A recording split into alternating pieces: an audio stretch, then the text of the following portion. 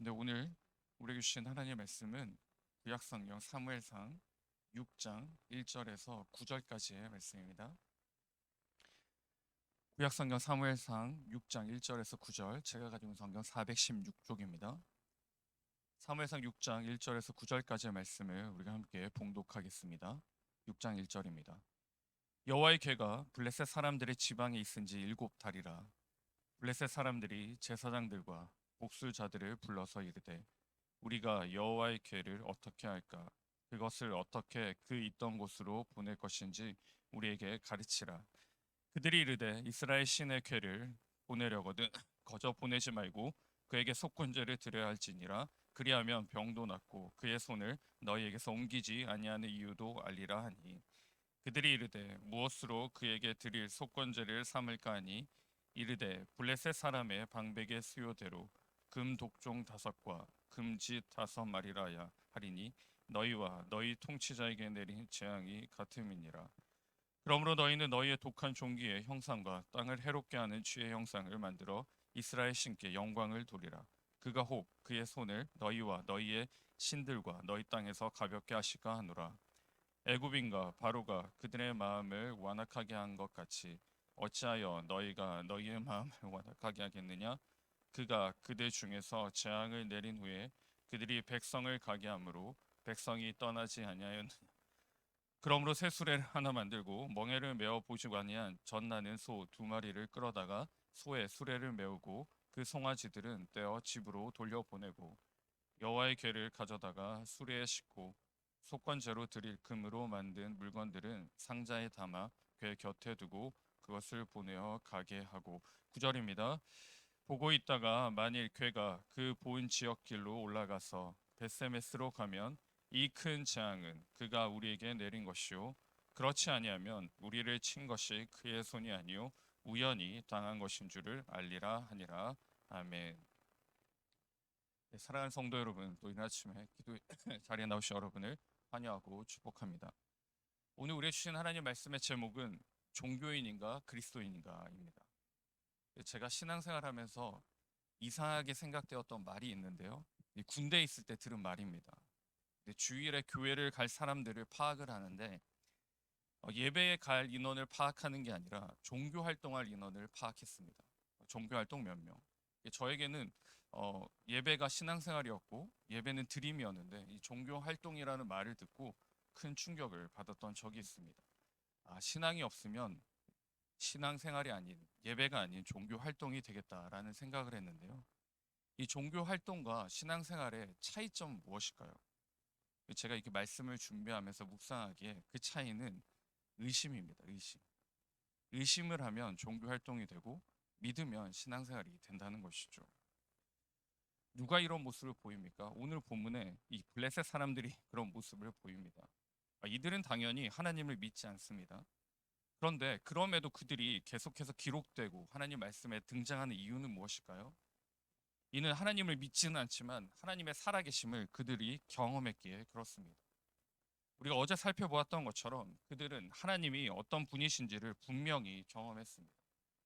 그래서 그들은 이 재앙을 피하기 위해 2절에 보시면 복술자들과 제사장들을 불러내어 어떻게 하면 이 모든 재앙에서 벗어날 수 있을지 간구하라라고 요청합니다.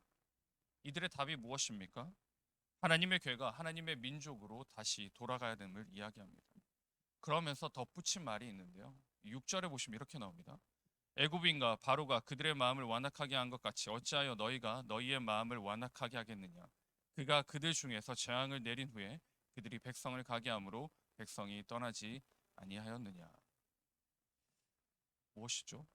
이 애굽 시절에 하나님께서 하신 역사를 그들이 알고 있다는 겁니다. 어떻게 이스라엘 백성들이 그 땅에서 나왔는지를 소상히 알고 있다는 것이죠. 그럼에도 이들은 어떻게 합니까? 의심하는 것입니다. 이 땅에 일어난 일이, 이 재앙이 정말 하나님이 한 것인지 아니면 우연히 일어난 것인지를 알아보자, 이렇게 말하죠. 그리고 7절에 보시면 새 수레를 하나 만들고 멍에를 메어보지 못한 젖나는 소 2마리를 끌어다가 수레를 지웁니다. 그리고 그들의 송아지들은 떼어서 집에 돌려보내는 것이죠. 그럼 어떻게 될까요? 이 젖나는 소는 본능적으로 그 송아지를 먹이기 위해 끌어가게 됩니다. 그런데 이 두 소가 어떻게 되죠? 좌우로 치우치지 않고 곡장 울면서 베세메스로 가게 됩니다. 즉 이 재앙과 이 나타난 모든 것은 우연이 아니라 어떻게 나타났다고요? 하나님이 하신 거예요. 하나님이 하신 것이죠. 많은 피해를 경험했습니다. 그럼에도 그들은 끝까지 하나님을 의심한 것이죠. 물론 어쩔 수 없는 이방 민족이었습니다. 그러면 하나님의 백성은 어떻습니까? 하나님의 계를 다시 만난 하나님의 백성들은 어떠했을까요? 15절 말씀해 보시면 번제와 다른 제사를 하나님께 올려드립니다. 그들이 기쁘고 행복했습니다. 그리고 그들의 반응은 올바른 반응이었습니다. 그런데 여기서 끝이 아니었습니다. 그들이 어떻게 합니까? 19절에 보시면 벳세메스의 사람들이 여호와의 궤를 들여다보게 됩니다. 이 여호와의 궤를 왜 들여다보았을까요? 이 정확하게 말씀은 기록되지 않는데요. 결과가 말씀해 주고 있습니다. 이스라엘 백성들도 하나님을 전적으로 의지했다고 보기 어렵죠. 그들은 분명히 하나님 말씀을 들어서 알고 있습니다. 민수기 4장 19절 말씀해 보시면 그들이 지성물에 접근할 때 그들의 생명을 보존하고 죽지 않게 하기 위하여 이같이 하라. 아론과 그의 아들들이 들어가서 각 사람에게 그가 할 일과 그가 맬 것을 지휘하게 할지니 10절입니다. 그들은 잠시라도 들어가서 성소를 보지 말라. 그들이 죽으리라. 라고 분명히 말씀하셨습니다. 근데 벳세메스에 있는 사람들은 왜 여호와의 궤를 쳐다보았을까요? 뭐 궁금했겠죠. 그런데 이들은 아마 하와와 같은 생각을 하지 않았을까요? 죽을까 하노라. 설마 우리가 본다고 죽을까? 죽을까? 죽을까 하노라. 하나님 말씀을 전적인 믿음이 아닌 의심함으로 비참한 결과를 만나게 되는 것이죠. 사랑하는 성도 여러분, 이방 민족은 그렇다 치더라도 이스라엘 백성은 해도 너무한 거 아니겠습니까? 하나님의 궤를 빼앗겼고 비극을 경험했고 아픔을 경험했는데 그랬으면 하나님의 말씀을 기억해야 하지 않겠습니까? 그럼에도 그들은 하나님의 말씀을 망각해 버렸습니다.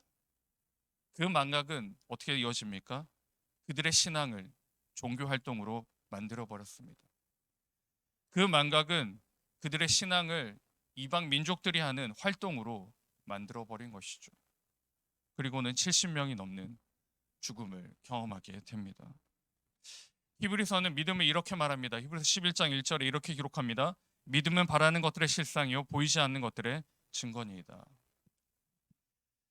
사랑하는 성도 여러분, 저와 여러분은 종교 활동을 하고 계십니까? 신앙생활을 하고 계십니까? 물론 이 새벽에 이 자리에 함께 하신 여러분은 분명히 신앙생활을, 믿음을 잘 감당하시리라 믿습니다.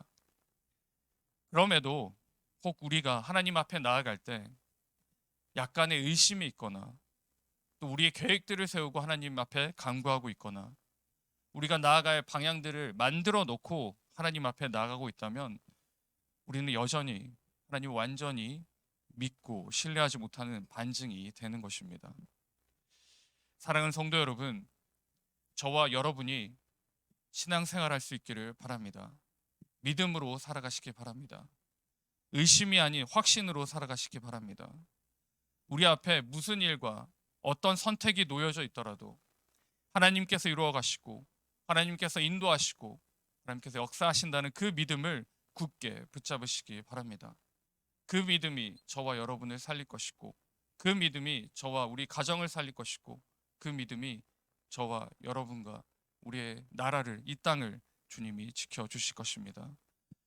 믿음으로 굳게 승리하시고 믿음으로 오늘도 주님의 영광을 돌리는 저와 우리 모두가 될 수 있기를 주님의 이름으로 축원드립니다. 기도드리겠습니다.